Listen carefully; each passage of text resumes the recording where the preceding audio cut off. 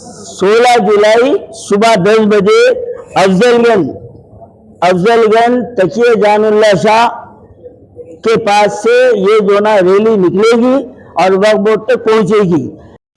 Supreme court के advocate Mahmood परचा का 2 रोज़ा दौरा हैदराबाद, जिसमें वो वक्फ इमला की हिफाजत कैसे की जाए इस मिशन पर हैं। वक्फ जायदाद या वक्फ अराजी हमेशा वक्फ होती है और ये सिर्फ मुसलमानों के लिए इस्तेमाल होती है या सामाजिक वजूहात के लिए इस्तेमाल होती है, दूसरे इस्तेमाल के लिए नहीं। जान लें कि कोई भी इन वक्फ इमला को बेच या खरीद नहीं सकता। फ़र्ज़ करें कि हैदराबाद की आबादी 5 लाख है, तो मौजूदा हैदराबाद में इससे कहीं ज़्यादा काफ़ी जायदाद और ज़मीन है। हर हैदराबादी ख़ानदान को 1 करोड़ रुपये मिल सकते हैं, लेकिन मौजूदा सूरत हाल इंतहाई ख़राब है। 1000 एकड़ वक्फ अराजी, इन पर प्रॉपर्टी को वक्फ माफिया की हौसला अफजाई की गई है। महमूद परचा से बात करते हुए कहा कि आज सुबह से उन्होंने शहर की 3 बड़ी जायदादों का दौरा किया, जिसकी पहले ही वक्फ माफिया की हौसला अफजाई की गई थी और वक्फ बोर्ड के अमले की नाकिस इंतज़ामिया और लापरवाही CEO वक्फ बोर्ड का बड़ा रोल है। हम वो अपनी ताकत का इस्तेमाल कर सकते हैं महफूज वक्फ इमलाक और ज़मीन। उन्होंने रिकॉर्ड रूम को लॉक करने की भी मजम्मत की, लेकिन क्यों ये बहुत पहले से ताला लगा हुआ है। अगर किसी वक्फ अराजी या जायदाद की हौसला अफजाई की गई तो उसकी वाहिद जिम्मेदारी सिर्फ CEO और सिर्फ वक्फ अमला है।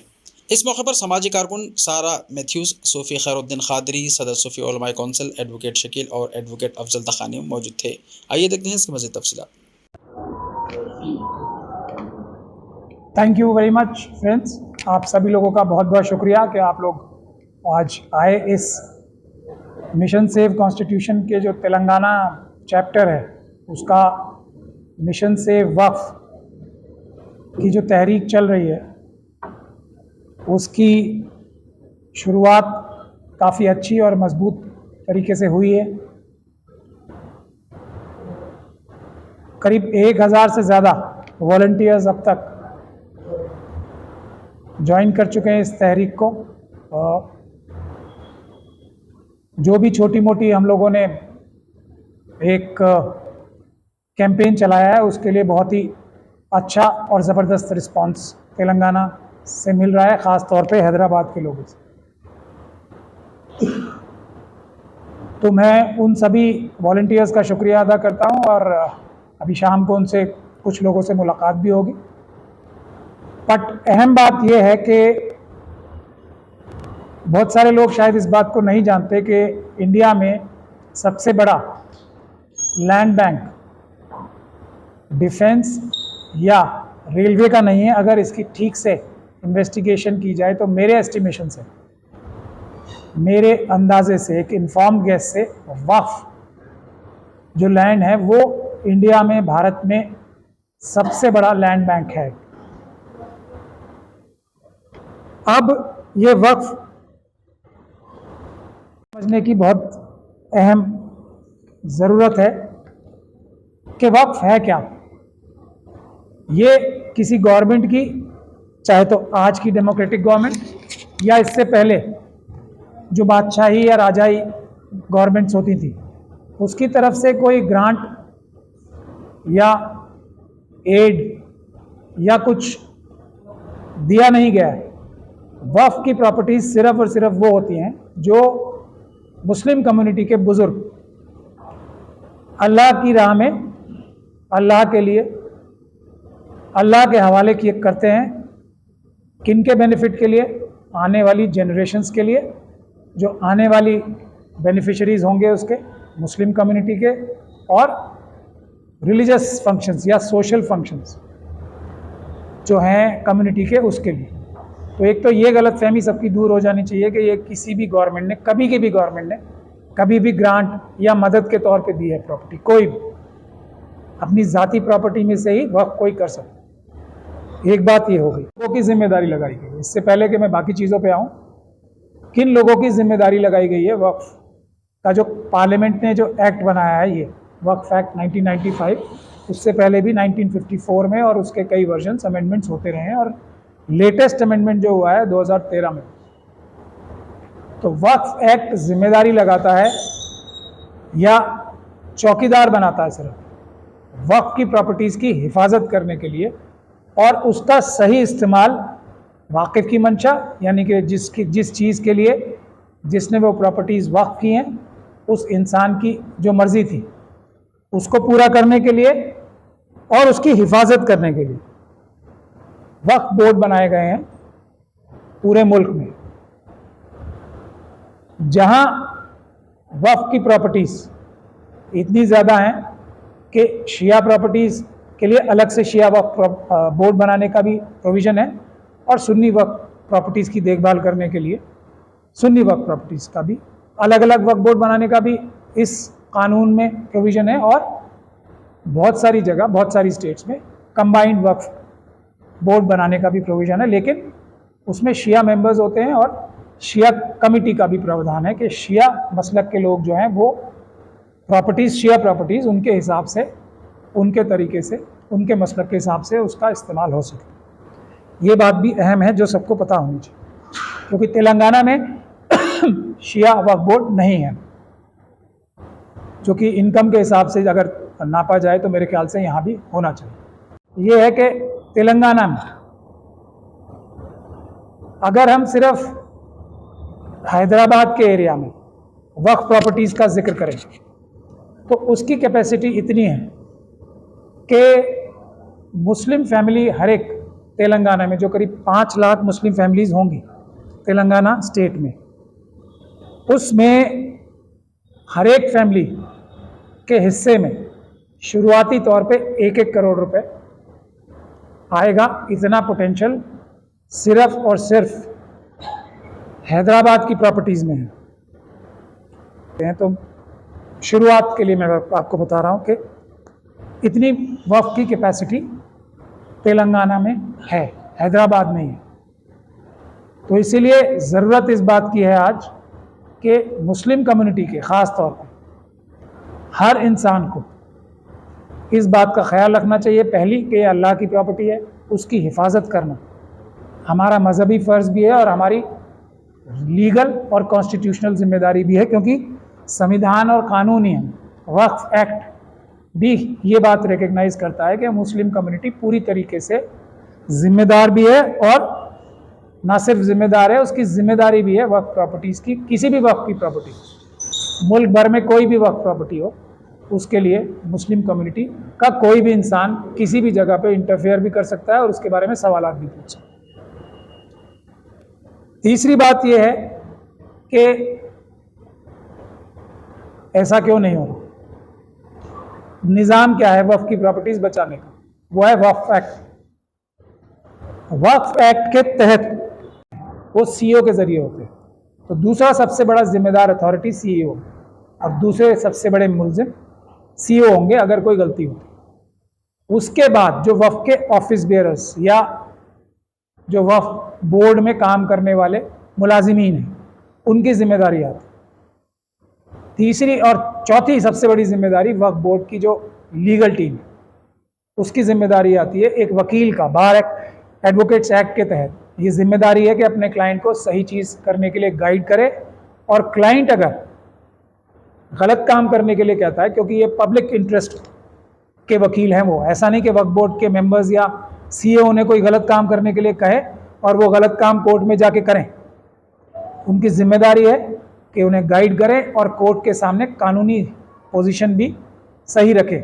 दिल्ली में जो हमने करबला की सबसे बड़ा केस जीता था, 50,000 करोड़ की प्रॉपर्टी जीती थी, उसमें मैंने यही काम किया था। वक्फ बोर्ड के चेयरमैन ने एक एफिडेविट फाइल किया था, मैंने उस एफिडेविट के बावजूद जाके जो पेशकश जज साहब के सामने रखी थी वो यही रखी थी कि एफिडेविट ये है लेकिन कानून ये है, तो कानून के हिसाब से वो फैसला हुआ था। तो इसीलिए वकीलों की भी चौथे जो सबसे बड़े जिम्मेदार हैं वकील हजरात भी होंगे। अब इसके बाद हम वक्फ के हालात पे आते हैं। मैंने आपको शुरू में ही बताया जिम्मेदारी लगाता है वो वक्फ बोर्ड की जिम्मेदारी है। वक्फ बोर्ड का सिस्टम क्या है कि इसमें मेंबर ऑफ पार्लियामेंट इलेक्ट होके आते हैं, एमएलएज इलेक्ट होके आते हैं, जो इलेक्टेड एमएलएज हैं उनकी नुमाइंदगी होगी, जो बार काउंसिल में जीते हुए वकील होंगे उनका मेंबर्स भी होंगे, उनकी नुमाइंदगी भी होगी। मुतवल्ली हजरात का इलेक्शन होता है, उसके भी नुमाइंदे होते हैं, और उसके बाद सरकार नॉमिनेट करती है कुछ मेंबर्स। अब वक्फ बोर्ड के रेजोल्यूशन के बगैर किसी भी वक्फ प्रॉपर्टी में किसी भी वक्त के इंटरेस्ट में किसी भी वक्त में कुछ भी नहीं हो सकता। ये बात अहम है। तो जो भी कुछ होता है, इतनी सारी ताकत वक्फ बोर्ड को है। वक्फ बोर्ड को कैसे, वक्फ बोर्ड कैसे चलता है? Majority of members. Majority of members vote करेंगे, मीटिंग में फैसला लेंगे, उसी पे अमल होगा। और अगर कोई लीज पे प्रॉपर्टी देनी है, कोई प्रॉपर्टी एलिनेट करनी है, जिसको किसी को मुंतकिल करना है, बेचने का तो प्रावधान है ही नहीं, कोई भी वक्फ की प्रॉपर्टी बेची नहीं जा सकती। ये बात बहुत अहम है, समझ लें। लेकिन अगर लीज पे या लाइसेंस पे भी देनी है तो उसके लिए भी ज़रूरी है कि वक्फ बोर्ड के मेंबर्स, 2/3 से ज़्यादा मेंबर्स, कम से कम 2/3 मेंबर्स, 2/3 से ज़्यादा, क्योंकि लफ्ज़ जो इस्तेमाल हुए हैं वो ये हैं, not less than 2/3 of members की ज़रूरत पड़ेगी। रेजोल्यूशन पास करें। उसके बाद भी बहुत आसान काम है कि जितनी भी वक्फ की प्रॉपर्टीज़ हैं, वक्फ बोर्ड को डायरेक्शन दे स्टेट गवर्नमेंट ही कि वो वक्फ लीज रूल्स के हिसाब से टेंडरिंग प्रोसेस है, ट्रांसपेरेंट टेंडरिंग प्रोसेस है, जो बेसलाइन टेंडरिंग के का जो मेथड है 2% वक्फ लीज रूल्स में, रूल 6 और 7 में, कि मिनिमम जो रिजर्व प्राइस होगा वो minimum 2% of the market value of that property होगा, वो रख के उसके बाद ओपन टेंडर करके ये सब की कार्रवाई भी वो तुरंत एक ऑर्डर पास करके करा सकते हैं। तो ये 5वां काम, तो शायद मिनट अब 15 से थोड़े से ज़्यादा हो गए, तो ये एक 5वां काम। उसके बाद जो काम करने का है वो बहुत अहम एक और काम है।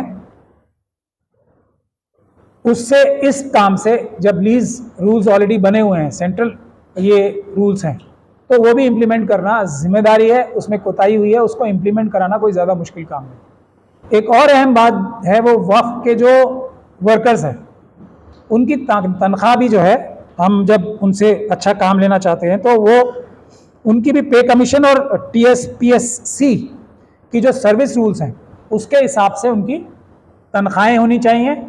जो हमारे इमाम और मुअज्जिन हैं और जो खानकाहों के जो भी खिदमतगार हैं, उनकी भी तनख्वाहें इन्हीं रूल्स के हिसाब से होनी चाहिए। उनकी भी तनख्वाह पे कमीशन के हिसाब से होनी चाहिए और TSPSC के हिसाब से होनी चाहिए। आज जो मेरे ख्याल से 5,000 मिल रहे हैं, वो एक बहुत ही शर्म की बात है कि हम अपने इमामों को 5,000 रुपये महीना दे के उनसे ये तवक्को करते हैं कि वो इतनी अहम फ़राइज़ और अपनी ज़िम्मेदारियां निभाएं। तो इसके बारे में भी मेरी गुजारिश है। ये काम भी बहुत आसानी से हो सकता है, इसके लिए भी ज़्यादा मेहनत करने की ज़रूरत नहीं। डिजिटाइजेशन ऑफ वक्फ रिकॉर्ड्स, मैं आपको पहले भी बता चुका हूँ कि उसकी एक वक्फ काउंसिल की एक स्कीम ही है। उसके लिए बहुत बड़ी रकम सैंक्शन है। ज़्यादातर स्टेट्स में डिजिटाइजेशन हो रही है, फ्री ऑफ कॉस्ट हो रही है, क्योंकि स्टेट नहीं, सेंटर इसके लिए पैसे दे रहा है। तो इसमें भी कोई बहुत बड़ी बात नहीं है। सारा रिकॉर्ड पब्लिक डोमेन में आना चाहिए ना। ये ताले लगा के रखने के लिए तो चोर अपनी चोरी छुपाने के लिए ताले लगाता है, अपने सबूत छुपाने। हम लोग उनकी मदद करेंगे 13 मिनट निकालने के लिए मुजाहरे करके। और ये मुजाहरे उन लोगों के भी खिलाफ होने चाहिए, या उन लोगों के भी हाथ मजबूत करने के लिए होने चाहिए रादर, जो शायद किसी दबाव में अपने वक्फ बोर्ड के जो जिम्मेदारियां वक्फ एक्ट ने उनकी लगाई हैं, वो जिम्मेदारियां पूरी नहीं कर पा रहे। जो वक्फ कमिश्नरेट बनाने की उन्हें अब याद आ रही है, हो सकता है उनके दिल में हो, रातों की नींदें 23 साल तक उड़ी हों, अब 23 साल बाद जाके उनको याद आया है, तो हम उनकी मजबूरी और परेशानी भी समझ सकते हैं। तो ये सब है। फिर रेवेन्यू जो है बढ़ाया कैसे जाएगा, उस हमारे मुअज़्ज़िज़ मेहमान जनाब महमूद पराचा साहब का तफसीली गुफ्तगू आप समात किए हैं, और आने वाले जो इक़दामात है वो भी आपके सामने रखे गए हैं। मैं हमारे पराचा साहब की तमाम जो डिमांड्स है उसका बराबर मैं एहतराम करता हूँ, लेकिन एक बात की मैं वजाहत करना चाह रहा हूँ, और इसलिए करना चाह रहा हूँ कि आपसे हमको रहबरी मिले। हमारे वक्फ बोर्ड के जो मुलाजिमीन हैं, बराबर उनकी तनख्वाहें कम हैं, और उनको सैलरी वक्त पर मिलना चाहिए और जो डेली वेजेस पर है उनको मुस्तकिल करना चाहिए, इसमें कोई दो राय नहीं है। लेकिन आज तकरीबन कई अरसे से वक्फ बोर्ड में ये देखा जा रहा है कि तीसरे दर्जे के मुलाजिम से लेकर आला पोजीशन वाला भी मुलाजिम सर से पैर तक रिश्वतखोरी में मुलविस है। तेलंगाना में 10,000 आइम्मा मौज़नीन को पैसे दिए जा रहे हैं, लेकिन जब भी जारी होते वो 8,000, 8,500, 9,000 के अंदर बाहर ही जारी होते, बाकी के पैसे कहाँ जा रहे हैं। तो मैं वक्फ बोर्ड के अकाउंटेंट से पूछा कि क्या ये पैसे फिर वापस आप जमा हो रहा आपके पास, आप माइनॉरिटी को ये भिजा रही, उसका कोई सबूत है? नहीं, लो अकाउंटों में गड़बड़ है। तो यानी आइम्मा मौज़नीन के एजाजियों की इजराई में भी जो है ना यहाँ पर धोखाधड़ी है, चोरी है यहाँ पर। तो अब ऐसे मुलाजिमीन को पहले सबक सिखाना चाहिए, फिर उसके बाद में अगर वो सुधर जाए तो फिर उनको जो है ना जो उनका हक है वो हक भी जो है ना उनको देना चाहिए। और ये दो अहम मुतालबात है, अहम बातें हैं, माँ बाकी तो आप तफसील से बोल दिए हैं। इंशाअल्लाह ताला 16 जुलाई बरोज़ इतवार और अफजलगंज से वक्फ बोर्ड तक इंशाअल्लाह ताला एक अच्छे पैमाने पर आप छोटे का ऐलान कर रहे हैं। और वाकई क्योंकि अब हम आप जैसे बड़े लोगों से सुने हैं कि नंबर 1 पोजीशन पर आने की अगर आप तैयारी करेंगे तो दूसरे नंबर पर आते हैं, अगर सेकंड क्लास आने की तैयारी करें तो थर्ड क्लास आते, लेकिन इंशाल्लाह हम नंबर 1 पर आने की तैयारी कोशिश करेंगे, मेहनत करेंगे। अब वो सेकंड आए थर्ड आए लेकिन जरूर आएंगे। अब यहाँ से ये काफिला रुकने वाला नहीं है। और ये बड़ी खुशाइन बात है कि जब से हमारे महमूद पराचा साहब हमारे हैदराबाद में आना शुरू किए हैं, आज नौजवानों में एक तब्दीली पैदा हो रही है। अब ये और बात है जो वक्फ के ऊपर अपने रोटियां सेकने वाले हैं, उनके जो है ना पेट में बुखार भी आना शुरू हो गया। अब वो तरह तरह के लोगों पर जो है ना ताने कसने से भी बाद में आ रहे हैं। तो इसकी कोई बात नहीं है। ये मिसल मशहूर है, जो डाली को फल लगता है उसी को पत्थर मारा जाता है, उसी को पत्थर मारा जाता है। और अल्हम्दुलिल्लाह जितनी हमारी टीम है और जो हमारे साथी जुड़े हैं जो 1,000 के करीब है, और भी जो ना इंशाल्लाह जुड़ेंगे, ये आखिरी सांस तक इंशाल्लाह हम जो है ना प्राचा साहब के साथ शाना बशाना कदम ब कदम हर तरीके से हम जो ना इसको आगे बढ़ाएंगे। मुस्लिम यूनाइटेड फेडरेशन की तमाम टीम, न सिर्फ तमाम टीम बल्कि हम शहर के मुख्तलिफ जमातों को भी हम इसमें शामिल कर रहे हैं, चाहे वो सियासी हो समाजी हो, समझिए आप। हम ऐसे जो ना मुखालिफिन के झूठे प्रोपेगेंडे की हम परवाह करने वाले नहीं है। हक ना हक अल्लाह देखने वाला है, उससे बड़ा दाना बीना कोई नहीं हो सकता। और वही जो है ना वक्त के ऊपर जिसको सजा देना है वो बराबर देता आया है और आगे भी देगा। फिरौन की फिरौनियत बाकी नहीं रही तो फिर जो ना हमारी तुम्हारी जो ना कोई हैसियत बाकी नहीं है यहाँ पर। तो इंशाअल्लाह ताला यही ऐलान है। 16 तारीख के लिए तमाम आप हजरात से मेरी अदबन गुजारिश है, कमर कस लीजिए। अब वक्त आ गया है कि अब हमको मांगना नहीं है बल्कि छीनना है। 16 जुलाई सुबह 10 बजे अफजलगंज तकिए जानुल्लाह शाह के पास से ये जो ना रैली निकलेगी और वक्फ बोर्ड तक पहुंचेगी। अगर रुकावटें आएंगे तो हम उसका मुकाबला करने के लिए भी तैयार हैं इंशाअल्लाह ताला। इंशाअल्लाह हम सब साथ रहिए ना। देखिए साहब, मीटिंगा बहुत हो गए, राउंड टेबल कॉन्फ्रेंस बहुत हो गई, जलसे बहुत हो गए, सेमिनार बहुत हो गए। अब हमको मैदान में उतरकर काम करना है। मैं प्राचा साहब का एक जुमला दोहराते हुए अपनी बात को खत्म करता हूँ। आपने गुज़िश्ता दौरे में ये कहा था कि कानूनी लड़ाई हमको 20% लड़ना है, 80% जमीनी लड़ाई लड़ना है। अगर हमको जो ना कोई चीज हासिल करना है तो 80% हमको जमीनी लड़ाई लड़ना है। तो वक्त आ गया है इंशाअल्लाह ताला 16 मार्च इतवार का दिन सुबह 10 बजे से जो ना इंशाअल्लाह वहां से रैली जो का हम जो ना ऐलान कर रहे हैं।